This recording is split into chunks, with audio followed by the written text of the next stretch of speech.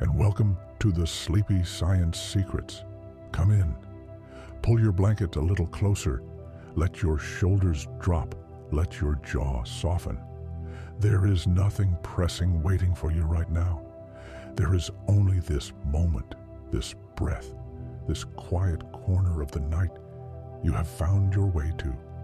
Tonight, we are going to drift together into one of the most tender mysteries the natural world has ever offered us: the sleeping brain and the soft, wandering world of dreams. You sleep every single night of your life, and yet the place your mind travels during those dark, still hours is one of the least mapped territories that exists. Not a jungle or an ocean floor or a distant planet, but the inside of your own head when you let go and close your eyes. We will move slowly through this, no rushing, no sharp edges, just one small wonder at a time, floating past you like leaves on a very gentle stream. So breathe in and breathe out, and let yourself begin to settle. There is a moment somewhere between wakefulness and sleep that scientists sometimes call the hypnagogic state. It has a long name, but the feeling of it is very simple. It is the feeling of the world becoming soft. In those first few minutes after you close your eyes, your brain does not switch off all at once. It dims, the way sunlight dims in the late afternoon, gradually, gently, moving from bright and buzzing to something slower and golden. Your muscles begin to relax one by one. This is not something you have to do. Your body already knows how. It has been practicing this every night for your entire life. Your heart rate slows, just slightly, just enough. The rhythm of it becomes more even, like a song settling into its chorus. Your breathing deepens too. Each breath comes in a little fuller and leaves a little slower. You may not even notice it happening. That is the beauty of it. The body takes over and says, I have this. You can let go now. The brain, during this in-between time, begins producing something called alpha waves. They are slow, rolling waves of electrical activity. If you could see them, they might look like gentle hills on a quiet horizon. As you move a little deeper, those waves change again. They become even slower, even wider. Theta waves now, the waves of early sleep. Theta is the brainwave pattern of daydreaming, of drifting, of the half-formed thoughts that float through your mind just before you fully go under. And sometimes, right at the edge of sleep, you might feel a small jolt, a sudden twitch of your leg or your arm, a little start that pulls you briefly back. This is called a hypnic jerk. It is entirely harmless, and it happens to almost everyone. Some researchers think it may be the nervous system doing a small reset, the way a computer sometimes blinks before settling into its process. Others believe it is a kind of ancient reflex that a part of your brain, millions of years old, briefly interprets the relaxation of your muscles as falling and reaches out to catch you. Whether or not that is true, it is quietly wonderful to think about. Your brain, even at the edge of sleep, instinctively trying to hold you safe. As the minutes pass, your body temperature drops just a little. This is part of what signals sleep. The cool air around you is not just comfortable. It is actually part of the chemistry of rest. A cool, dark, quiet space is one of the oldest invitations to sleep that nature has ever designed. Your eyelids, if you notice them, are still now. The small muscles behind them have softened. Your eyes beneath their lids are at rest, pointing gently forward or drifting slowly in small arcs, like boats that have been untied from the dock and are now floating without direction, without urgency. The sounds around you if there are any, have likely moved into the background, not because they are quieter, but because your attention is no longer pointed at them. The brain, as it moves toward sleep, begins to filter out the incoming world. It is turning inward, and somewhere in that turning, the first images might appear. Not yet full dreams, just impressions, a color, a shape, the memory of a face, a fragment of a place you have been. These small flickers are the brain beginning to tell itself stories. It has been a long day, and now, at last, you have found this threshold, this soft doorway between one kind of consciousness and another. You do not have to do anything with it. You only have to let it carry you through. If this story is easing you toward sleep, you might enjoy leaving a like. It helps more people find their way here. Sleep is not a single, flat state. It is more like a building with rooms and corridors and levels, and each one has its own quiet quality. The night is made of cycles. Each one lasts roughly 90 minutes, and throughout a full night of rest, you move through 4 or 5 of them, cycling up and down through different depths of sleep, like a tide moving in and out along a shore. The first stage is the lightest, the threshold we have already spoken of, the drowsy, drifting state. You could still be woken easily here. A gentle sound would do it. The second stage goes a little deeper. Your brain produces occasional bursts of activity called sleep spindles, brief, fast waves that last just a second or two. They look on a brain scan like little stitches in the fabric of sleep. Researchers believe they may play a role in memory, in helping the brain sort and store what the day has offered. Then there is slow wave sleep, the deepest and most restorative kind. In this stage, your brain produces the slowest waves of all, long, deep oscillations called delta waves. These are the waves of genuine rest, of restoration. The body works quietly during this time, repairing cells, strengthening the immune system, consolidating the physical memory of all you have done. Growth hormone, which helps with the repair of tissue all through the body, is released most abundantly during this deep stage. Children, whose bodies are doing so much growing, spend far more time in slow-wave sleep than adults do. In a way, deep sleep is one of the places where growing happens. And then, after moving through these quiet depths, the brain begins to rise again, and here is where the magic begins. Because rising back toward wakefulness, at the end of each cycle, you enter REM sleep, and REM is where dreams live. REM stands for rapid eye movement.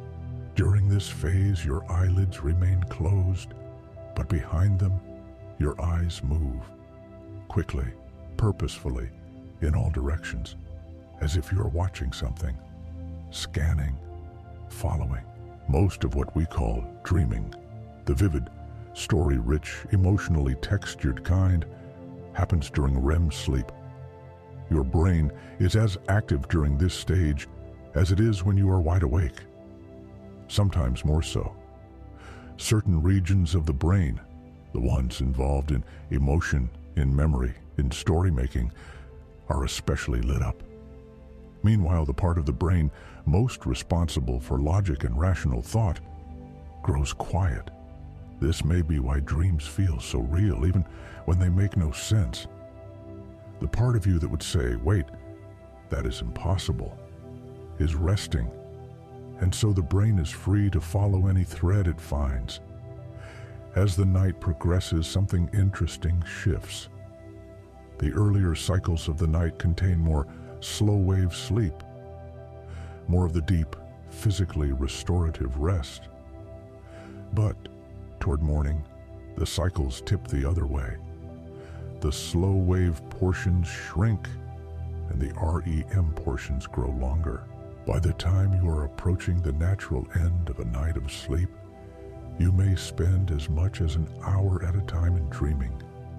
This is why the dreams you remember best are often the ones closest to waking, the ones that were still happening when the light found its way through the curtains, or when the sounds of morning began, because you rose from them before they had time to dissolve. And dissolve they do, almost always, if you do not catch them quickly. The memories of dreams are made of something finer than the memories of waking life. They fade like breath on glass, visible for a moment, then gone. But before they go, they have already done their work. They have carried you somewhere. They have shown you something. And now, with your body rested and your mind gentled, you are ready to surface. While you dream, your brain is doing some of the most important work it ever does. Think of the waking day as a long and busy library. Books are being added constantly. Experiences, sensations, facts, feelings, half-remembered conversations, the color of the sky this afternoon, the way someone laughed. All of it pours in. Sleep is when the library gets organized. During the night, the brain reviews what has come in and decides, very quietly, what to keep and where to put it.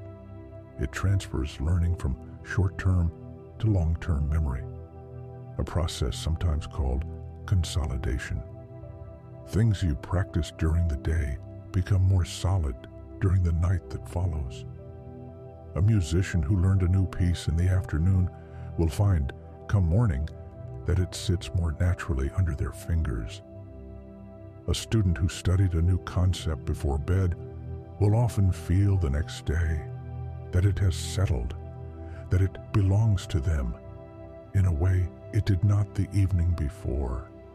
The brain does this reordering in part through the very act of dreaming. REM sleep, in particular, seems to help weave new information into the wider fabric of what we already know. It is not just storage, it is integration. During deep sleep, the brain also does something remarkable with the physical space it occupies. The cells of the brain shrink slightly, allowing the fluid that surrounds them, cerebrospinal fluid, to flow more freely through the spaces between. This fluid acts like a gentle wash, carrying away metabolic waste products that accumulate during the day. This system is sometimes called the glymphatic system, a quiet, nocturnal cleaning crew that only really gets to work when the brain is at rest. By morning, after a full night of sleep, the brain has been rinsed clean in the quietest and most careful of ways. The emotional centers of the brain are also doing something important during the night. Dreams often revisit experiences that carried emotional weight during the day, not to replay them exactly, but to soften them. Some researchers describe REM sleep as a kind of emotional processing, a way the brain works through difficult feelings in a space where the stress hormones that usually accompany them are quieted. You may have noticed that problems sometimes look different in the morning. That something which felt impossible the night before seems a little more manageable after a night of rest. This is not only about distance from the moment. It may be that the sleeping brain has actually been doing something with the difficulty while you rested. Creativity, too, seems to flourish at the edges of sleep. Many people report their best ideas coming in those half-waking moments of early morning, when the dreaming brain is still close to the surface. The connections that dreaming makes are loose and associative, not bound by the usual rules of logic. And sometimes that looseness is exactly what a problem needs. The brain during sleep is not absent. It is not switched off. It is busy in the quietest possible way, doing things it cannot do while you are awake and occupied with the world. Sleep gives it the space to be fully itself, attending to its own maintenance, its own meaning-making, its own gentle inner life. Our playlist has many more restful nights waiting for you. Find it on the channel and let yourself drift through them, one by one. A dream is a place made entirely of mind. There are no walls in dreams, not really. The boundaries shift. There are no clocks, no straight lines, no faithful mirrors. You might be in a city and then a forest and then your childhood home, and none of it feels strange because the dreaming brain does not ask why. It only follows. Almost all people dream. Those who say they do not dream are most often simply not remembering their dreams, the memories dissolving before they have time to take hold. But sleep studies have shown again and again that dreaming is not exceptional. It is something the sleeping brain simply does, the way the lungs breathe and the heart beats, without needing to be asked.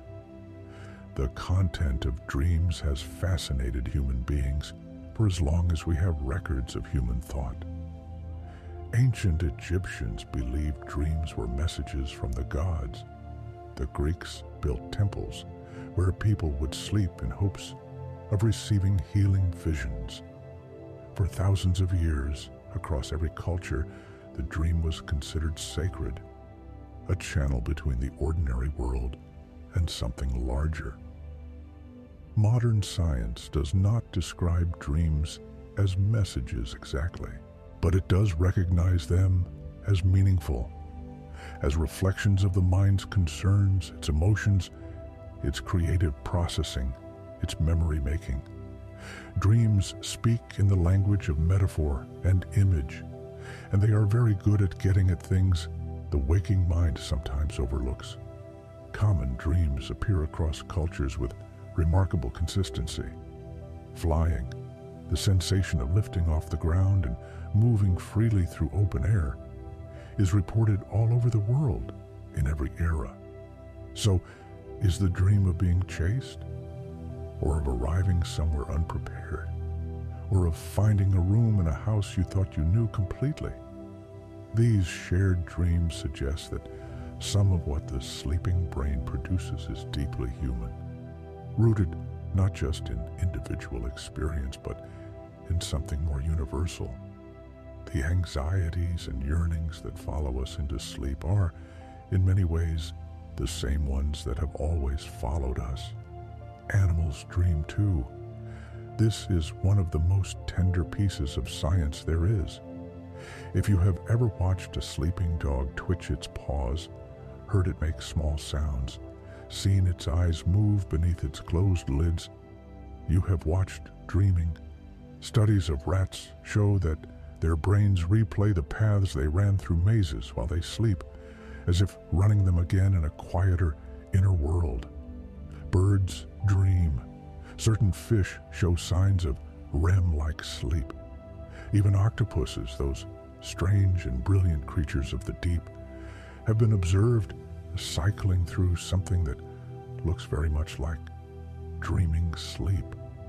Their skin flickering with color and pattern, as if acting out some underwater adventure in the privacy of their own resting minds. Dreams last longer than most people think. A single dream can stretch across 15 or 20 minutes, though when we recall them, they often compress into a few vivid impressions. Time inside a dream does not move quite the way time outside does. Most people dream in color, though many remember their dreams as more muted, the way memories of real events often lose their vivid hue. A small number of people dream in black and white, and researchers have found that this is slightly more common in people who grew up watching black and white television, as if the visual world of early experience shaped something in the dreaming eye. The emotions in dreams are real: the fear, the joy, the ache of longing, the particular sweetness of reunion. These are genuine emotional experiences processed by the actual emotional centers of the brain. If you wake from a dream feeling moved, you have reason to. Something real happened there, in the soft, dark theater of your sleeping self. There is a moment in the deepest sleep, in the slow-wave valleys of the night, where the world outside has absolutely no power over you. You cannot be reached by worry. The to-do list has dissolved.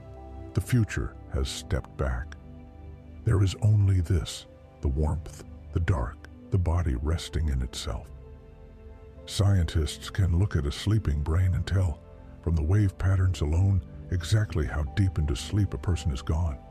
The waves grow slower and larger the deeper you go. And at the very deepest point, they look almost like the waves of a very still sea. Wide, slow, peaceful. Slow wave sleep is also dreamless, or nearly so. It is the most purely restful of the stages. A deep, silent rest where the mind is not telling stories, only recovering. This is perhaps why deep sleep feels, on the other side of it, like nothing at all. You close your eyes, and then you open them, and time has passed. Hours, sometimes. A whole season of the night gone by without a single image or sound, and yet something happened. The cells repaired, the memory settled, the muscles released the last of the day's effort. The brain washed itself clean. You were working, even in your nothing, even in your absolute stillness. The temperature of the room matters. The body's internal temperature drops during sleep, and a cool room encourages this. It helps the brain settle into its deeper stages.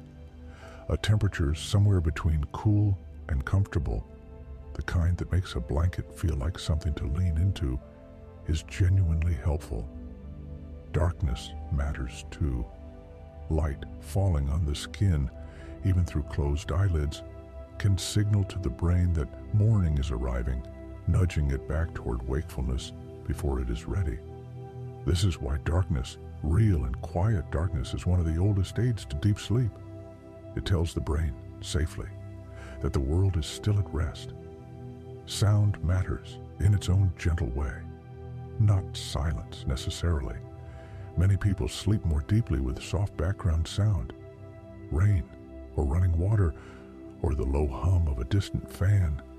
These sounds provide a kind of sonic texture that the sleeping brain finds reassuring, a signal that the environment is consistent, unchanged, safe. This is perhaps why rainstorms throughout human history have been associated with deep sleep. The sound of rain is reliable.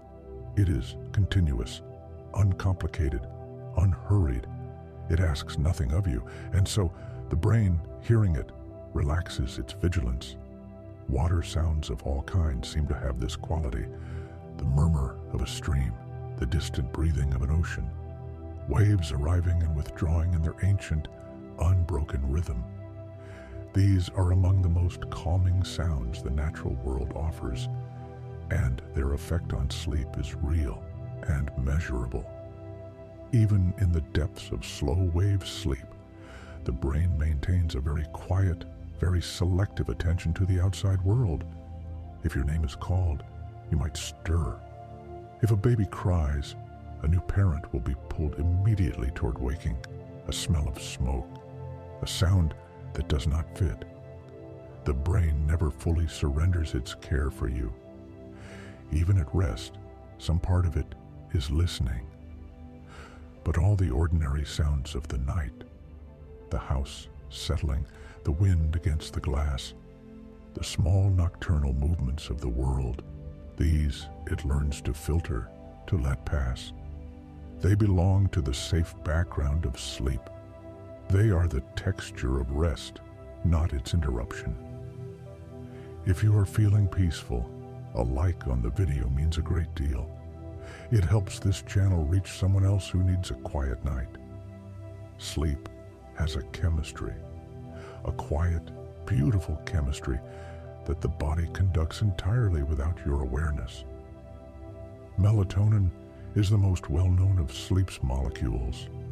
It is produced by a small, pine cone-shaped structure deep in the brain called the pineal gland, a structure so central to the mystery of consciousness that philosophers once imagined it to be the seat of the soul. What it actually does is perhaps equally remarkable. It reads the light. When darkness falls and light fades, the pineal gland begins to release melatonin into the bloodstream, and the body receives the signal. It is time. Melatonin does not make you sleep directly. It is more like a gentle announcement, a soft broadcast to every cell in the body that the sun has gone down, that night is here, that the rhythm of the natural world is moving toward rest. And the body listens. It prepares. Adenosine is another part of the chemistry of sleep, and it works in a different way. Throughout the waking day, adenosine accumulates in the brain, a byproduct of all the activity, all the processing, all the constant, effortful work of being awake. As it builds up, you feel its pressure, the heaviness behind the eyes, the slowing of thought, the way the body begins to lean toward rest. This is what sleep pressure is.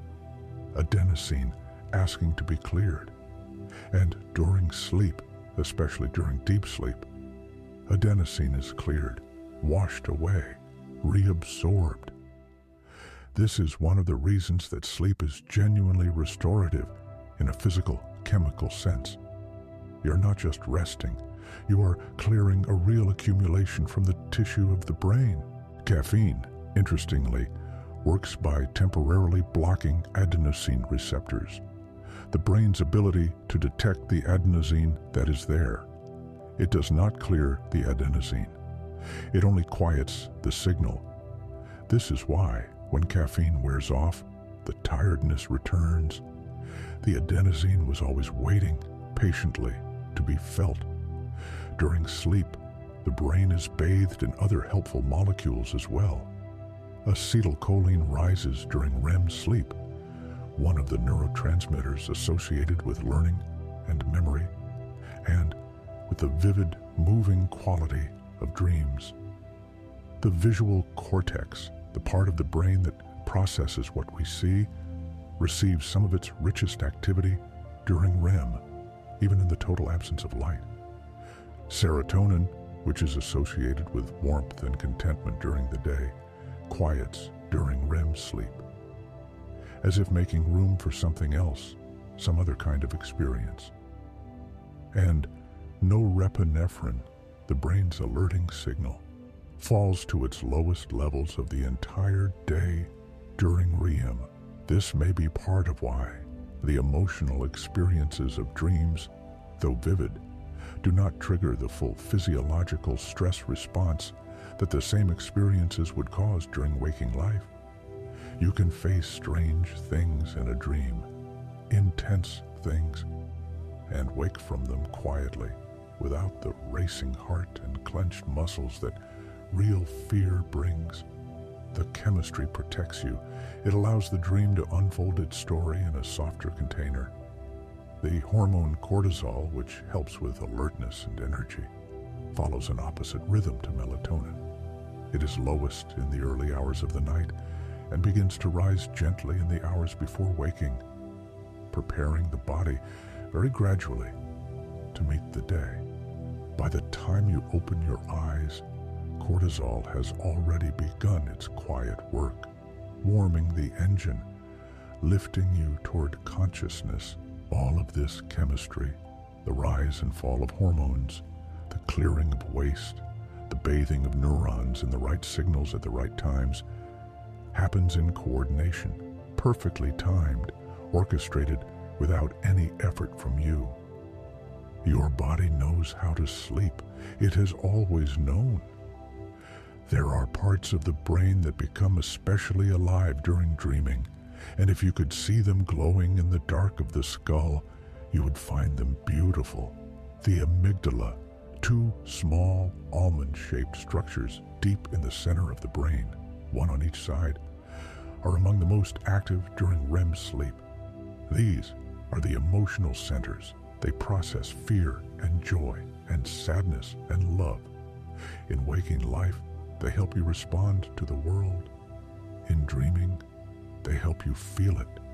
This is why dreams carry such emotional weight, why the feeling of a dream can linger long after its images have dissolved. The amygdala does not distinguish between the dream self and the waking self.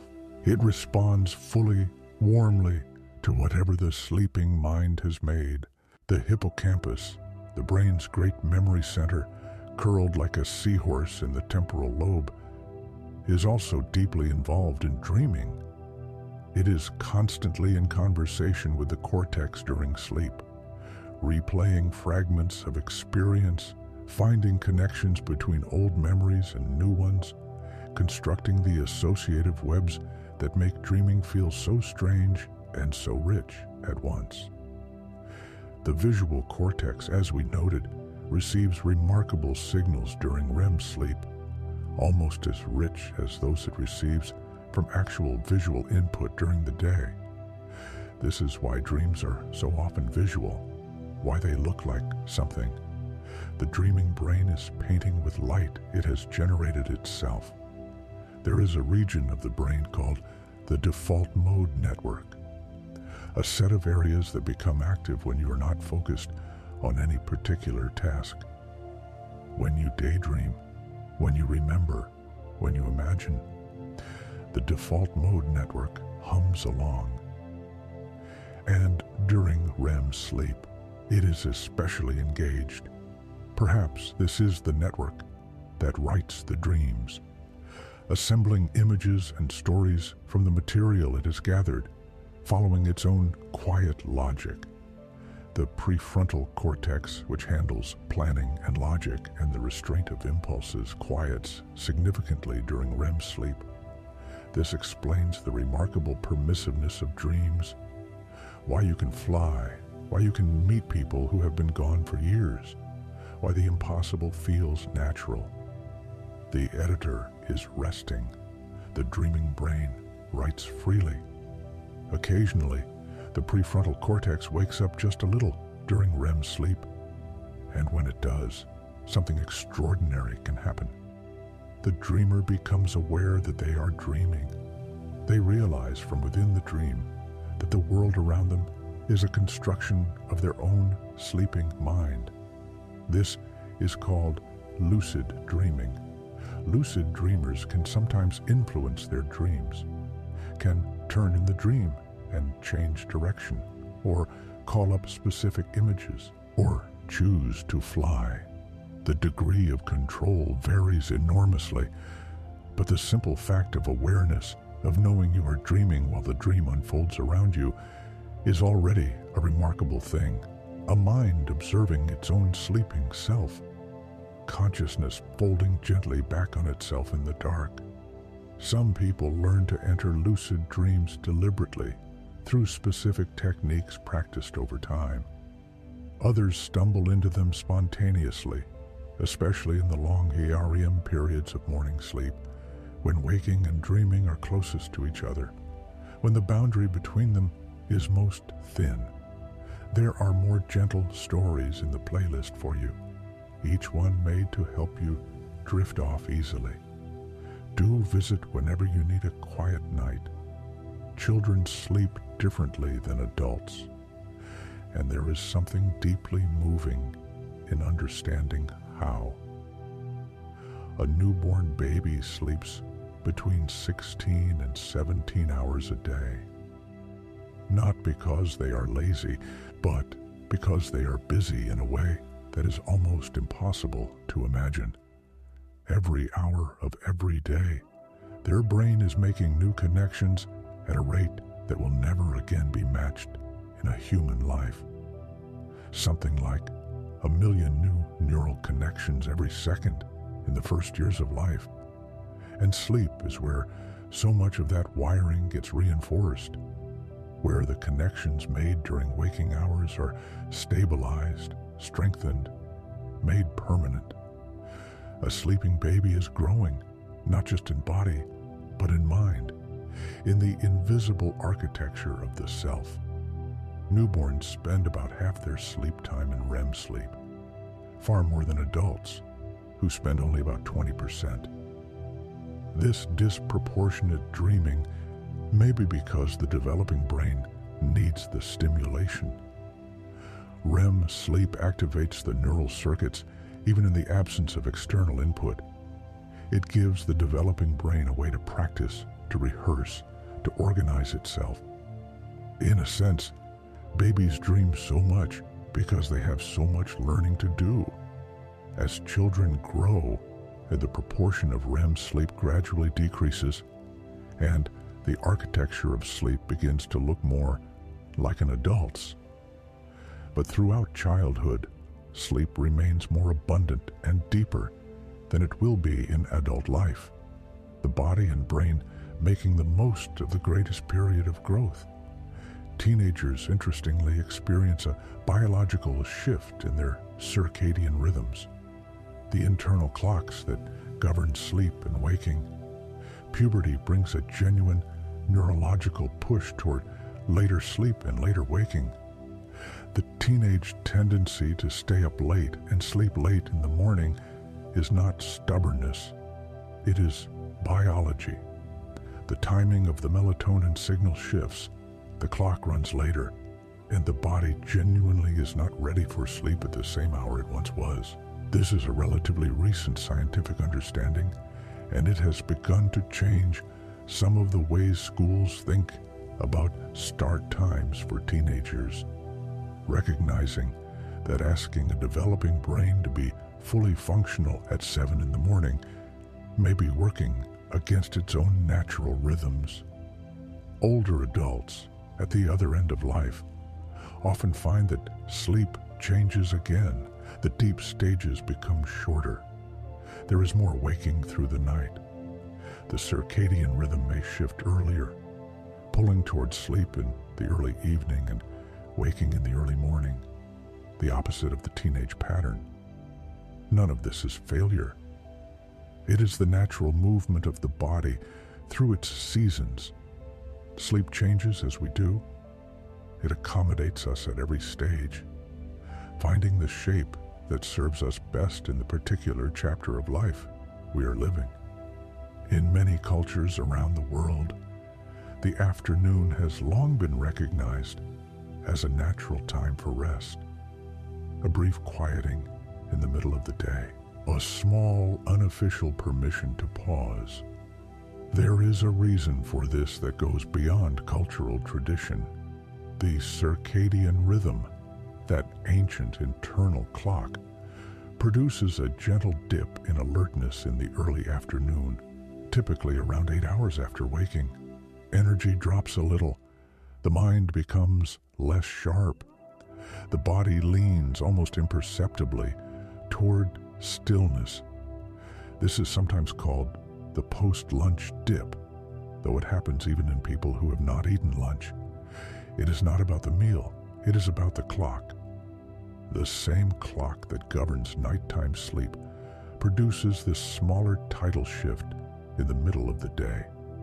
In Spain, in Italy, in many parts of Latin America and the Mediterranean world, this dip is honored with a siesta, a brief rest in the warmest part of the afternoon, not a full sleep necessarily.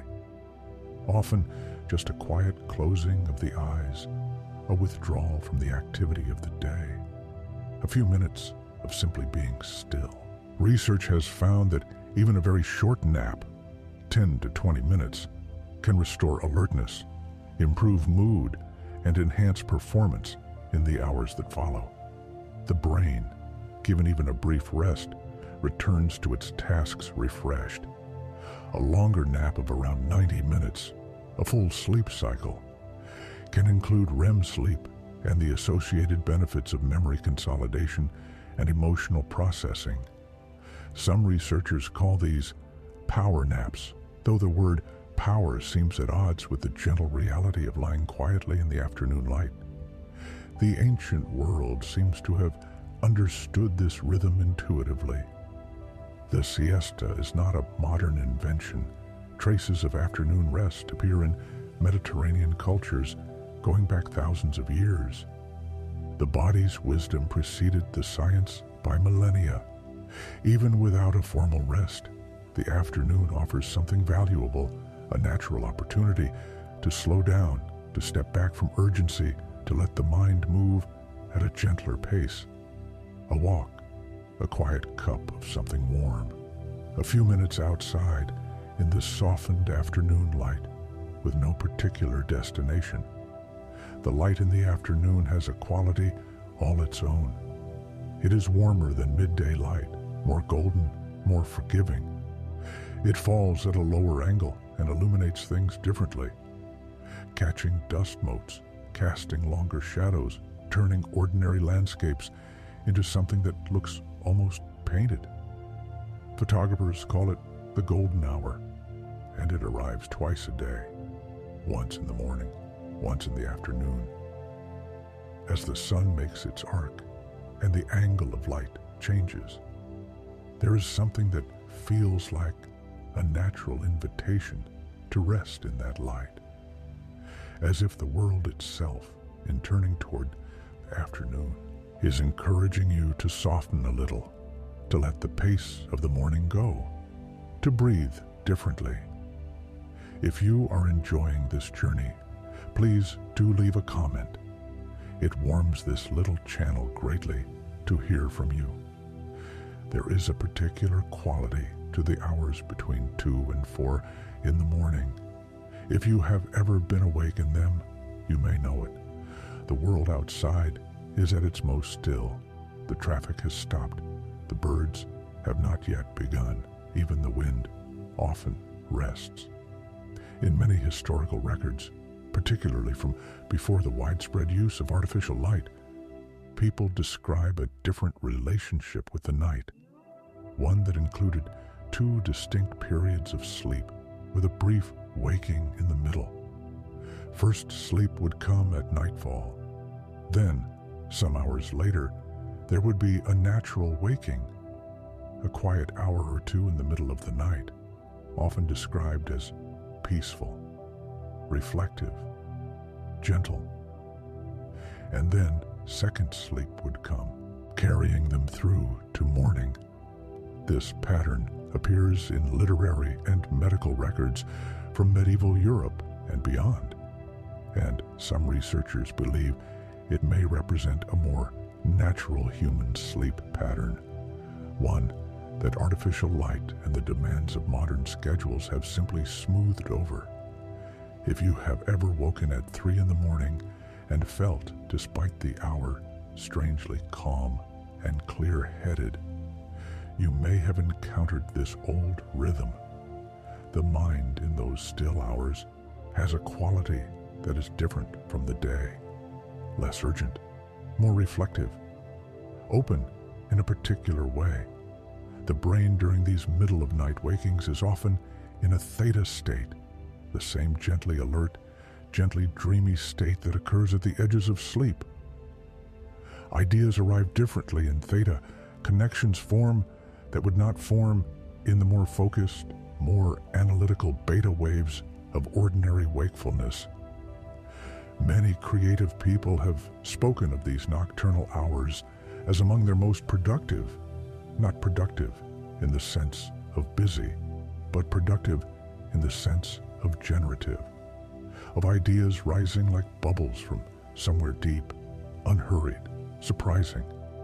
But in the modern world, waking at 3 in the morning is more often a source of anxiety than of reflection. The silence feels loud. The thoughts that come are not peaceful, but restless. A review of everything undone, everything uncertain. The dark hours without the context of rest can feel isolating. One thing that gently helps researchers have found, is simply knowing that middle-of-night waking is normal, that it is ancient, that it does not mean something is wrong. Lying quietly, without checking the clock, without reaching for a phone, letting the body rest even if the mind is slightly active. This often leads naturally back to sleep, without the waking becoming a struggle. The hours before dawn are a kind of liminal time in between, not quite night and not yet morning. The darkness has a different texture than it did at midnight. There is a faint imminence in it, a sense that something is preparing, even if you cannot yet see or hear what. The birds feel it. They will begin soon, and when the first bird does begin, that single tentative note in the absolute darkness, it feels like a small miracle, as if the whole world is taking its first breath. Most dreams are forgotten. This is not a failure of memory. It is simply the nature of dream memory, which is woven from different threads than waking memory and dissolves when the conditions that hold it change. During REM sleep, the brain is not producing the same neurochemicals that help form lasting memories during the day. The hippocampus, which encodes experiences into long-term storage, is working differently, more loosely, more associatively. Dreams are held in a kind of temporary, fragile web, and when waking comes, the web dissolves. But some dreams do stay. The ones we wake from directly, mid-dream, are most likely to be remembered. The brain does not have time to close down the imagery before consciousness arrives to find it. Emotional intensity helps too. Dreams with strong emotional content, great joy, great fear, great longing, leave deeper traces. Recurring dreams are another category. These are the dreams that visit more than once, sometimes across years or even decades of a life. The same house, the same road, the same figure appearing again and again across the long landscape of sleeping nights. Recurring dreams are often tied to unresolved themes, to emotional material that the brain returns to because it has not yet been fully processed. As life changes, as the thing the dream was circling resolves itself or shifts, or is finally understood differently, recurring dreams often change too, or stop entirely, as if they were waiting for something and it has come. The dreams of grief deserve their own quiet mention. When someone we love has died, they often appear in our dreams, vividly, warmly, whole. These visitation dreams, as they are sometimes called, are among the most universal of human experiences, crossing every culture and era.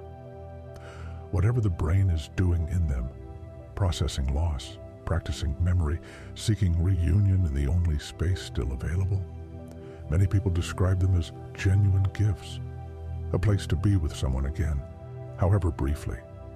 The sensory world of dreams is mostly visual, but not entirely. People dream with sound, voices, music, ambient noise. They dream with physical sensation, the feeling of running, of water, of texture, of warmth. Some people dream with smell, and a small number with taste. The full sensory palette of waking life can appear in some form in the dreaming mind.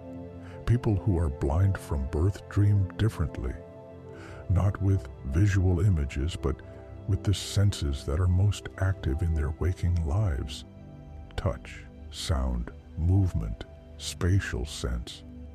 The brain constructs its dreams from what it has, from the particular vocabulary of sensation it knows. This tells us something beautiful, that dreaming is not tied to any one sense, any one way of being in the world. It is a capacity that the brain finds a way to express whatever resources it has. The dreaming mind is wonderfully adaptive, wonderfully determined to make its inner life, Sweet dreams are just around the corner. If you would like more nights like this, the playlist is always there for you. Not all sleep is equally easy. Some nights, the body settles quickly, and the night passes in a smooth, unbroken arc. Other nights, the mind resists, or the body is unsettled, and sleep comes in fragments, shallow and unreliable. This too is part of the natural range of sleep. No one sleeps perfectly every night. The idea that sleep should always be seamless, always immediate, always complete, is not how sleep actually works, even in those who sleep well. What scientists and sleep researchers have observed is that the worry about sleep, the anxiety about whether sleep will come, whether enough sleep has been had, is itself one of the most significant obstacles to sleep. The more vigilantly you watch for sleep, the more alert you become. The more you try to force it, the more it retreats. Sleep is, by nature, something that happens when effort stops. It arrives in the space that opening makes, the space that softening makes. This is perhaps the most important single thing known about the nature of sleep. It cannot be seized. It can only be received, which is why stories like this one exist, not to teach sleep, not to demand it, but to give the mind something gentle to rest upon. A slow, soft stream of words that makes no demands, carries no urgency, asks nothing in return. Something the mind can follow without trying until, without noticing, the following stops, and sleep has come in through the side door while attention was elsewhere. The body holds certain positions that are particularly associated with sleep. Curling slightly inward, knees drawn up a little. The position that some call the fetal position is the most commonly chosen sleep posture for humans around the world. It is the posture of safety, of compactness, of warmth. The body returns to it when it wants to feel held. The sides of the body are also popular. Sleeping on the left, sleeping on the right, facing different directions through the night. The brain and body shift position naturally during sleep, several times an hour in some people, in a slow choreography of restlessness that serves circulation and prevents the deep stillness of sleep from becoming uncomfortable. A sleeping body is never completely still. Even in the deepest sleep, there are small movements, a turning of the head, a shifting of the legs, a small adjustment of the hands. The body cares for itself even while the mind is far away. This quiet self-care is one of the most touching things about the body at rest. No one asks it to do this, no one directs it. But through the night, it tends to itself, turns itself, adjusts, compensates, breathes, repairs. It is being looked after, even in the absence of any watcher. We share the night with many other creatures, and each of them has their own relationship with sleep, their own way of resting, their own version of this ancient daily surrender. Dolphins and whales sleep with only half their brains at a time. One hemisphere rests, while the other remains alert enough to breathe, to navigate, to stay near the surface. They move slowly through the water during these half-sleeping hours, one eye open, one eye closed, drifting through the night ocean in a state that has no exact equivalent in human experience. Migratory birds, during their long seasonal journeys, sleep in flight, brief snatches of rest, seconds at a time, the brain catching what it can during the small lulls in wing beats. They can travel hundreds of miles overnight, navigating by stars, and sleep while doing it. The sleeping brain, it turns out, can do more than we imagined. Swifts, those extraordinary birds that spend almost their entire lives in the air, sleep on the wing during long migrations, spiraling slowly upward on warm air currents in the evening, then drifting gently down through the dark hours, sleeping as they fall, waking just before they need to gain altitude again. Their whole lives are a kind of aerial dream. Horses and other large grazing animals sleep, standing up, locking their legs into a position that holds them upright without muscular effort. This allows them to be ready to move instantly if danger approaches. But for the deepest sleep, for REM sleep, for dreaming, they must lie down. And when a horse lies down to sleep, there is something in it that feels like trust, like safety, like the willingness, just for now, to be fully at rest. Bees sleep in their hives, motionless and still, clustered together for warmth. Worker bees have different sleep patterns than queen bees, with different rest and activity cycles. Even in the colony, sleep is not uniform. It is distributed, adapted, individual. The giant tortoise can sleep for extended periods, weeks in some conditions, when the environment is too cold or too dry for comfortable activity. This is a kind of deep dormancy rather than ordinary sleep, but it occupies the same general territory. A withdrawal inward, a slowing of all the body's processes, a waiting. Even trees, in a sense, have a rhythm of activity and rest. Studies using laser technology to measure the very slight movements of branches and leaves have found that trees droop slightly at night, their branches lowering by small fractions, their leaves going still.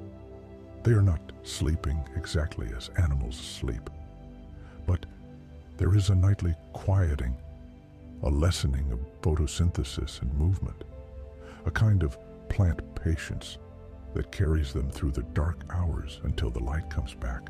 The world is resting all around you in its own many-shaped ways.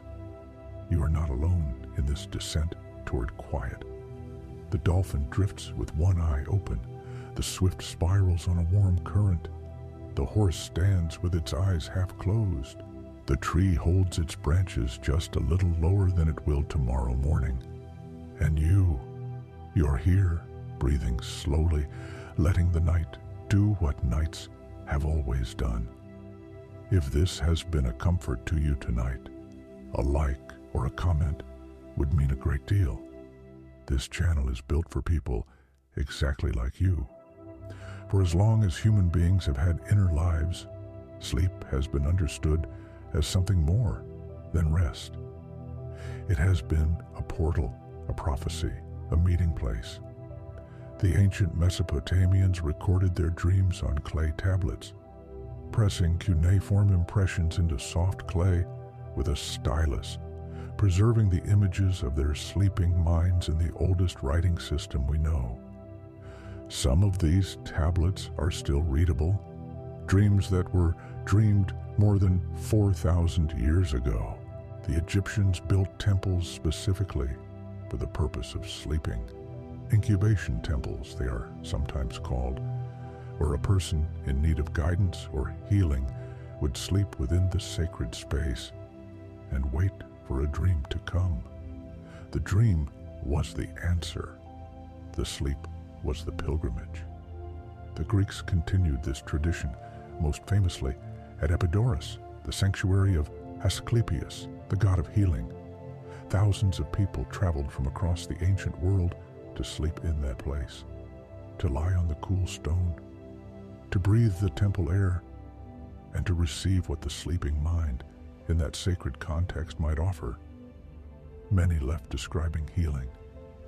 Whether the healing was physical or psychological, or something we do not have a word for, the sleep itself was the medicine. Indigenous traditions around the world have always held dream space as a place of genuine encounter with ancestors, with spirit, with the deeper rhythms of the natural world. In many of these traditions, the dream is not merely personal, It is communal, meaningful, and worthy of being told, discussed, honored. The modern world has changed our relationship with dreams in some ways. We are less inclined to see them as messages from outside ourselves. We look inward to the brain and its workings for our explanations. But even within those explanations, there is something that invites awe, because what the brain is doing during sleep is not ordinary. It is not mechanical. It is creative and surprising, and still, at its edges, deeply mysterious. We know the brainwave patterns of sleep. We know the neurochemistry. We can map the regions of the brain that brighten and dim as the night progresses. And yet, the subjective experience of dreaming, what it is like from the inside to be in a dream, remains as private and irreducible as any inner experience. Science can describe the house, but the dream itself lives inside it, in rooms we cannot fully enter. Perhaps that is part of why sleep has always felt sacred, not only because it restores us, though it does, not only because it heals us, though it does, but because it takes us somewhere else, somewhere that belongs only to us. A private world inside the world, where we are free from every constraint except the ones our own sleeping minds impose. And in the morning, when we return, when we open our eyes and find the room, the light, the day, we carry something back from that interior journey, even if we cannot name it. A residue of rest, a color of feeling, the faint impression of something that mattered, even if we cannot say what. Your body speaks a language during sleep that it rarely uses during the day. It is slower than words, softer than thought, and it carries its meaning without any effort from you. The muscles of the face are among the most expressive during REM sleep. Researchers watching sleepers have observed the full vocabulary of facial movement passing across resting faces, the slight tightening around the eyes that suggests concentration, the softening of the brow that might mean something peaceful is unfolding, the almost smile that appears and fades and appears again. The face, it seems, is acting out the dream even as the voice stays quiet. The hands, too, move. Not dramatically, just small, barely visible adjustments. A curling of the fingers, a gentle opening of the palm, the hands rehearsing something, or reaching for something, or holding something that exists only in the sleeping mind. During REM sleep, most of the body's large muscles are deliberately paralyzed by a signal from the brainstem. This is not a failure of the nervous system. It is one of its most elegant protections. Without it, you would act out your dreams. You would run when you dream of running, reach when you dream of reaching, fall when you dream of falling. The paralysis keeps you still and safe inside the story the brain is telling. This mechanism is called REM atonia, the quieting of the muscles during dreaming sleep. It is temporary and complete, and when REM sleep ends and you begin to rise toward waking, it lifts and movement returns. Sometimes the lifting is gradual enough that you wake while some of it still lingers. And for a brief, strange moment, you may feel unable to move. This is called sleep paralysis, and while it can be startling, it is entirely harmless. The body's protection system simply taking a moment longer than usual to release. The throat, during sleep, relaxes along with everything else. The muscles that hold the airway open soften, and the passage of air through a narrower space creates the sounds of snoring. Almost every person snores at least occasionally. The tendency increases with deep relaxation, with sleeping on the back, with the particular architecture of each individual throat and palate.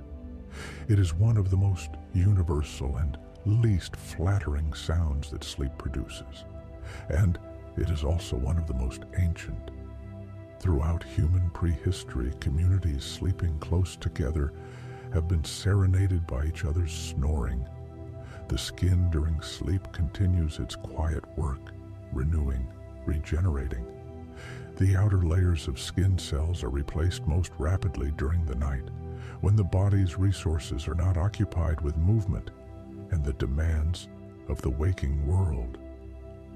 Collagen production, which gives skin its structure and softness, peaks during sleep. The body uses the night as its time for maintenance, and the skin is one of the places where that maintenance is most visible over time. The immune system, too, does much of its most intensive work during sleep. Certain immune cells, T cells, which help the body recognize and respond to threats, become more active during the night. Inflammatory signals that the immune system uses to coordinate its response are partly regulated by sleep. A body that sleeps well is a body whose defenses are in better order. The kidneys slow their work during sleep, producing less urine than during waking hours. This is part of why a full night of sleep is possible without waking. The body's systems cooperate quietly and without instruction to allow the rest to continue uninterrupted. Even the pupils of the eyes behind their closed lids respond differently during different stages of sleep. In deep, slow-wave sleep, they constrict. During REM, they move rapidly, as we have already observed. The eyes are never fully switched off. They remain responsive, reactive, part of the story even in the dark. All of this quiet activity, the face moving, the hands adjusting, the skin renewing, the immune system coordinating, the kidneys resting, the eyes moving beneath their lids, happens while you are entirely unaware of it. The body is its own world, its own busy night, and it does not need your attention to do any of this. It simply does it because you have given it the time and the stillness to do so, because you lay down and closed your eyes and let it. If this feels like a good place to rest, you are very welcome to close your eyes. The story will still be here, and so will the playlist whenever you need it.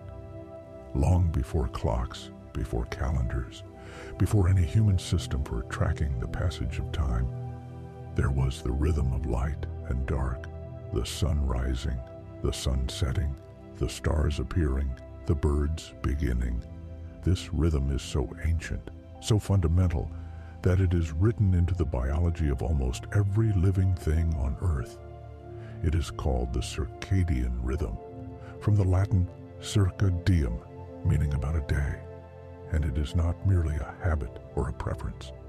It is a biological clock built into the cells themselves.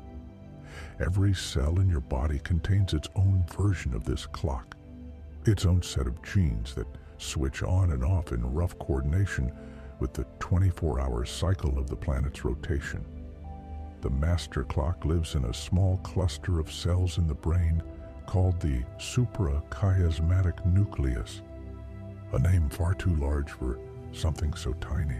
It contains only about 20,000 neurons, which sounds like a great many until you consider that the brain as a whole contains roughly 86 billion. This tiny cluster, embedded deep in the hypothalamus, receives direct input from the eyes and uses the information about light and dark to coordinate the clocks of every other organ and system in the body. Light is the most powerful signal the circadian clock receives. Bright light, especially the blue wavelength light of the sky, in the morning, tells the master clock that day has begun. It suppresses melatonin, raises cortisol, increases alertness, raises body temperature. Everything in the body shifts toward the active, engaged mode of daytime. And as light fades in the evening, as the sky moves through its warmer tones, as the blue wavelengths diminish and the light becomes more amber, the clock receives a different signal. Melatonin begins its rise. Body temperature begins its decline. The shift toward rest begins gradually, long before you actually close your eyes. This is why light in the evening matters so much for sleep. Artificial light, particularly the bright, blue, rich light of screens and overhead bulbs, can delay the melatonin signal, pushing the body's experience of evening later than the actual time.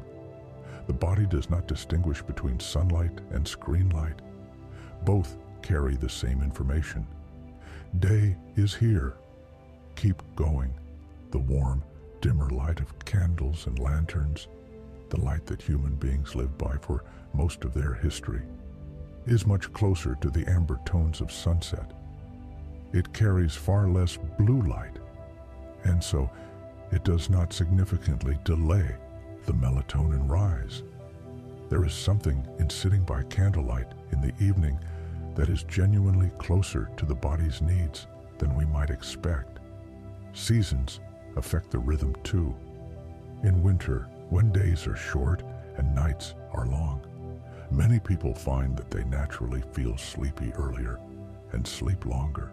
In summer, the opposite. Longer days push the body toward later sleep and earlier waking. These seasonal shifts are smaller in people who live in temperate climates, but they are real, and they are echoes of a time when human sleep was much more tightly bound to the natural cycle of the year. The circadian rhythm is remarkably robust, even kept in a room with no windows, no clocks, no external cues of any kind. The human body will continue cycling through its own internal day, sleeping and waking on a rhythm that is close to 24 hours, sometimes a little longer or shorter depending on the individual. The clock keeps running even without the light to set it. And the clock affects not only sleep, but everything. Body temperature, hormone levels, digestion, attention, mood, pain sensitivity, immune function. All of these follow a circadian rhythm, rising and falling at characteristic times of day in characteristic patterns. The body has a best time for almost everything, and that timing is coordinated at its root by the same ancient rhythm that has always governed the sleeping and waking of living things on this spinning, lit and darkened planet. Tonight, the darkness that surrounds you is not just an absence of light. It is a signal, the oldest signal the body knows, and the body is listening. It has already begun to move, as it always does when the light goes, toward the place of rest. In a small village in the highlands of Malaysia, a community called the Senoi has long practiced a tradition of gathering each morning to share and discuss the dreams of the night before. Children learn from a young age to remember their dreams, to tell them, to treat them as information worth attending to. The boundary between dreaming life and waking life is, in this tradition, much more permeable than it is in most of the modern world. Among the Iroquois of North America, dreams were considered to hold hidden desires of the soul, things the self needed and was expressing through the imagery of sleep. Dream sharing was a community event, and the community would gather to help the dreamer identify and sometimes act on what the dream was expressing. The dream was not private, but communal, not eccentric, but worthy of collective attention. In Aboriginal Australian traditions, the concept of the dream time, Chukurpa in the Anangu language, describes not just the dreaming sleep of individuals, but the foundational creative period of the world. The ancestors who shaped the land, the rivers, the animals, the sky, did so during a kind of cosmic dreaming. The dream time is not past.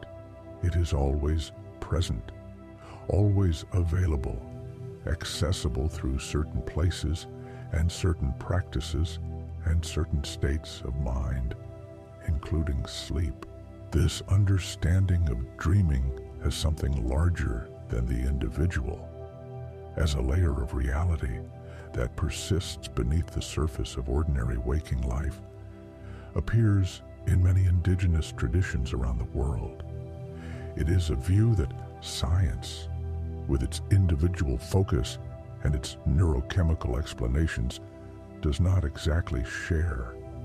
But there is something in it that resonates even from a scientific perspective. The recognition that the sleeping mind operates in a different mode, following different rules, touching things that the waking mind does not easily reach. In Japan, there is a particular class of dream that is considered especially significant, the Hatsuyume, the first dream of the new year. Traditionally dreamed on the night of January 1st, the Hatsuyume was thought to predict the character of the year to come. Dreaming of Mount Fuji, or of hawks, or of eggplants was considered particularly auspicious, a sign of a year that would be strong and clear and full. In ancient China, dreams were classified by elaborate systems that identified their source, some arising from the dreamer's own mind, some from the influence of spirits, some from the condition of the body itself. Certain dreams were thought to indicate physical imbalances, the body expressing through the imagery of sleep something that needed attention. It is an idea not entirely foreign to modern thinking. The dreaming mind does sometimes process physical as well as emotional states, and the content of dreams can occasionally reflect what is happening in the body. In Iceland, there is a long tradition of what are called precognitive dreams, dreams that seem, in retrospect, to have anticipated events that later occurred. Whether these are genuine premonitions or simply the brain's pattern recognition producing coincidences that memory later selects and emphasizes, is a question science has not fully settled.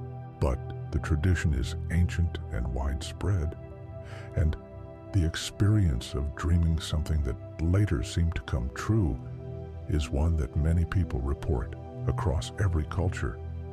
In many African traditions, the ancestors communicate through dreams.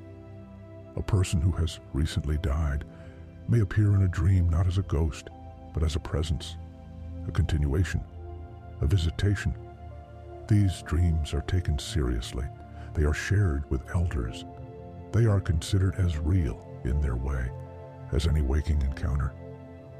What all these traditions share, what weaves through the dream lore of every human culture we know of, is a sense that the dream is not nothing, that what happens in the sleeping mind matters, that the images and feelings and encounters of the night carry some weight, some meaning, some value that deserves attention.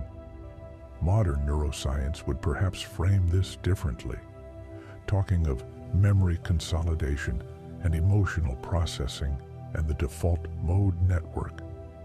But underneath the different languages, the recognition is the same. Something real happens when we close our eyes, something worth paying attention to. The ancient traditions knew this in their way, and now we are slowly, carefully finding our own way of knowing it in ours. If you are finding peace in these stories, please do share the channel with someone who might need a quieter night. And the playlist is always ready for you. Waking is a kind of tide. It does not arrive all at once. It approaches gradually, in stages, the way the sea fills a cove. One small wave of consciousness, then another, then a larger one. And then slowly, slowly, the fullness of waking day. The brain does not switch from sleep to wakefulness like a light being turned on. It transitions, moving back through the stages in reverse, rising from the depths toward the surface, the waves of sleep becoming shorter and quicker, the body beginning to gather itself again. Body temperature, which dropped at the beginning of the night, begins to rise about an hour before natural waking, pulled upward by the same circadian chemistry that lowered it. This warming is part of what prepares the body for the day ahead. It is happening before you are even aware that sleep is ending. Cortisol, as we mentioned earlier, begins its pre-dawn rise.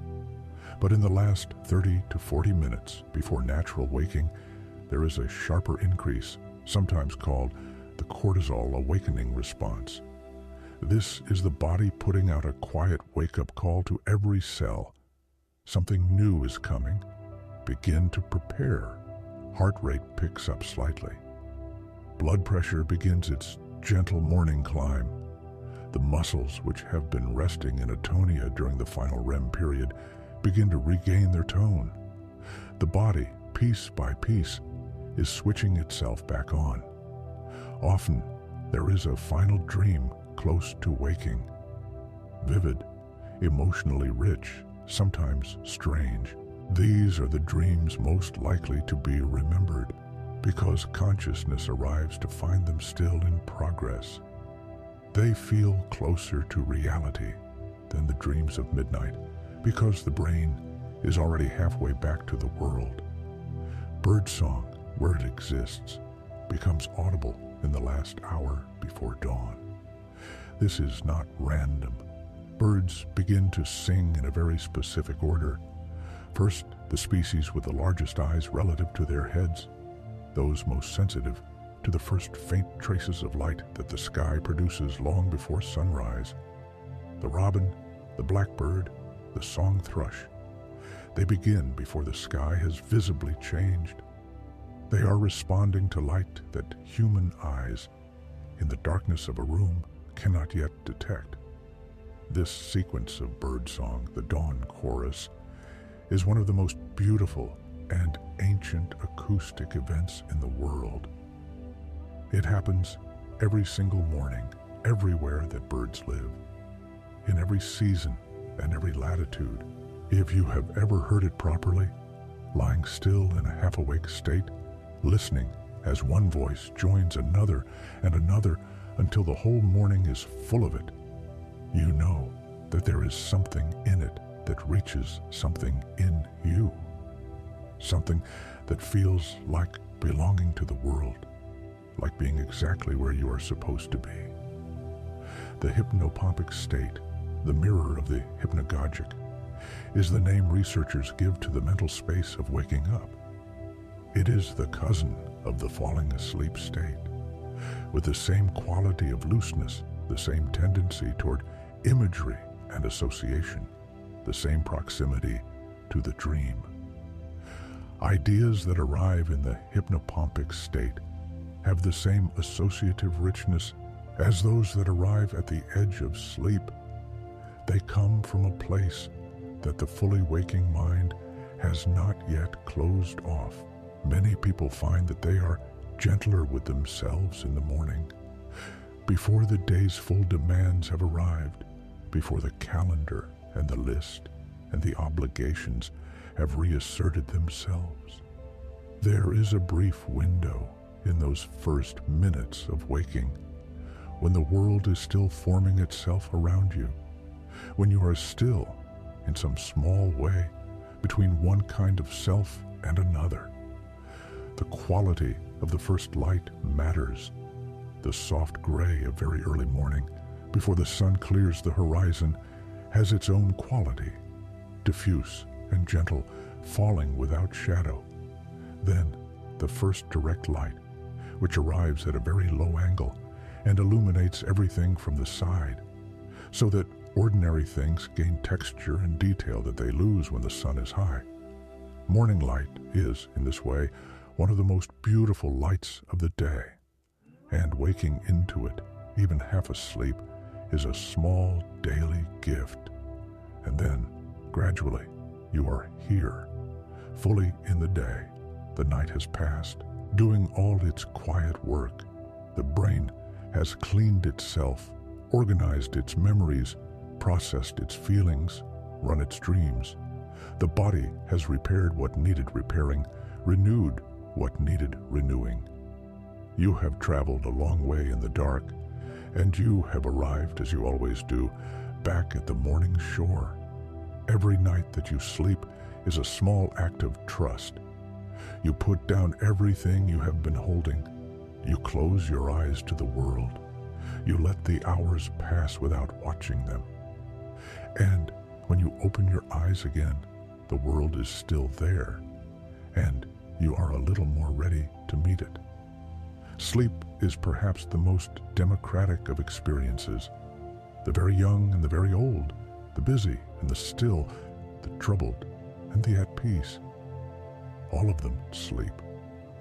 All of them carry the same basic architecture of cycles and waves, the same neurochemistry, the same dream-making capacity. Whatever else divides us, we are all, in the dark hour, doing roughly the same thing. Resting, dreaming, being restored. The great writers and thinkers of every era have noticed something about sleep that has nothing to do with its science. Shakespeare called sleep the chief nourisher in life's feast, understanding something essential about its role, long before anyone knew what a neuron was.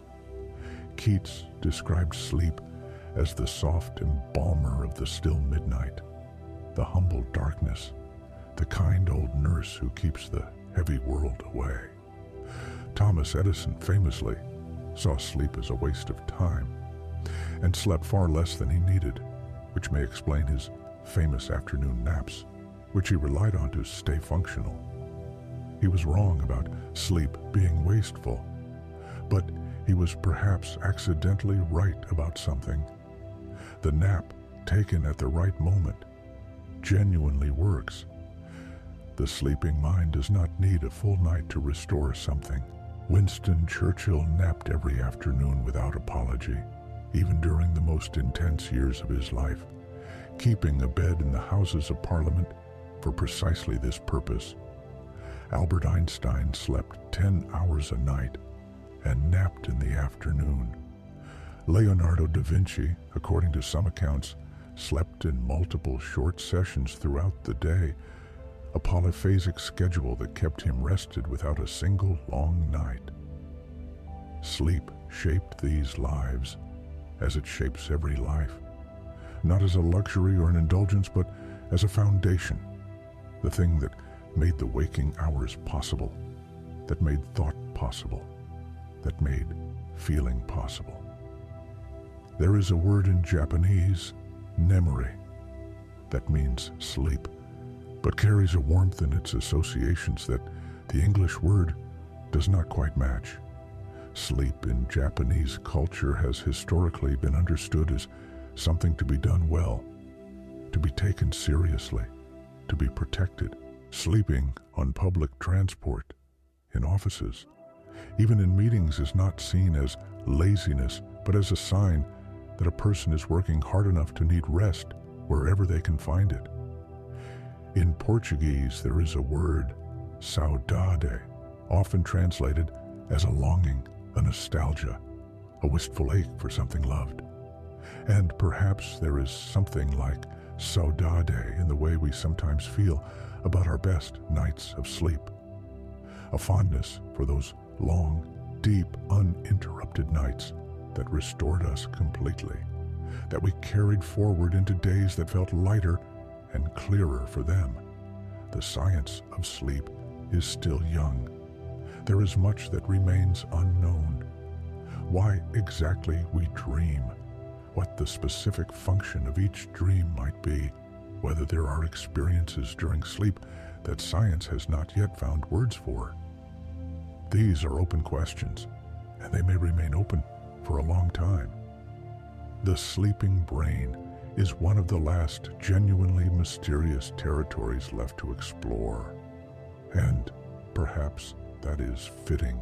Perhaps it is right that the place where we are most private, most inward, most fully ourselves, the place we go every night in the quiet and the dark, should still hold its mystery, should still carry some part of it that science has not yet mapped, that language has not yet named, that belongs simply and completely to you.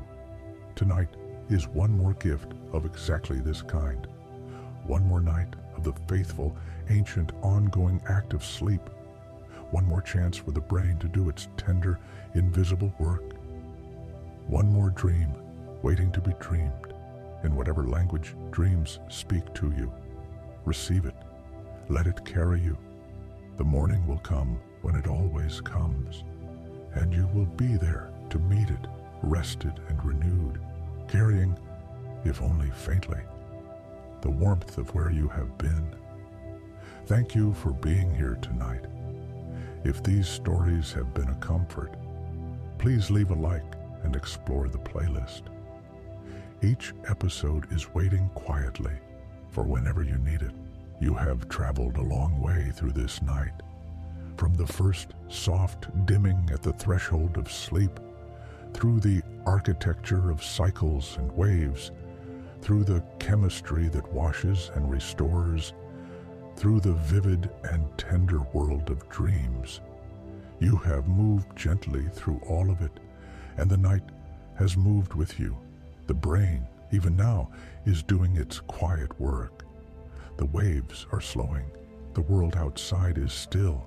There is nothing left to solve tonight, nothing left to understand or decide or accomplish. All of that belongs to the daylight, and the daylight is far away. Right now there is only this, the warmth of the place where you are lying, the weight of the blanket, the softness of the surface beneath you, the way your body, without any effort on your part, knows exactly how to breathe. The dreaming brain is waiting just a little further on, patient, unhurried, ready to take you wherever it goes tonight, ready to weave from the material of your days something new, something strange, something that belongs only to the sleeping version of you. And the deep sleep is waiting too, that great dark valley of genuine rest where the waves move wide and slow and the body repairs itself and the mind, for a little while, is nothing at all. Both of them are there, just ahead, as they have always been, as they were last night and will be the night after this one. The faithful country of sleep, which opens its doors for you every single night of your life without ever asking anything of you except this: let go. So let go now if you can. Let the sounds of this story become just another texture of the night, like the sound of rain on leaves or water over stones. Let the words become less distinct. Let them soften at the edges, the way light softens when the sun goes behind a cloud. Your breath is slowing. Your eyes are still. The room around you is quiet and safe and dark and exactly the right temperature for rest. There is nothing to hold on to. There is nothing to remember. There is no fact to learn or lesson to carry. There is only this breathing, this warmth, this very ordinary and very beautiful darkness. Somewhere, a dolphin drifts through dark water with one eye open. Somewhere, a swift spirals gently on a warm current far above the sleeping land. Somewhere, a horse stands in a still paddock, its eyes half closed, breathing slowly. Somewhere, a tree holds its branches just a little lower than it will hold them in the morning. And here where you are, the night is doing what nights have always done, since long before there were words for any of it. It is holding you. Close your eyes if they are not already closed. Let your hands relax. Let your face go smooth. Let the last little bit of the day that you have been holding without knowing, let it go. Sleep well. Thank you so much for spending this night with the Sleepy Science Secrets channel. If this brought you peace, please like the video and check the playlist for more quiet journeys. Sweet dreams.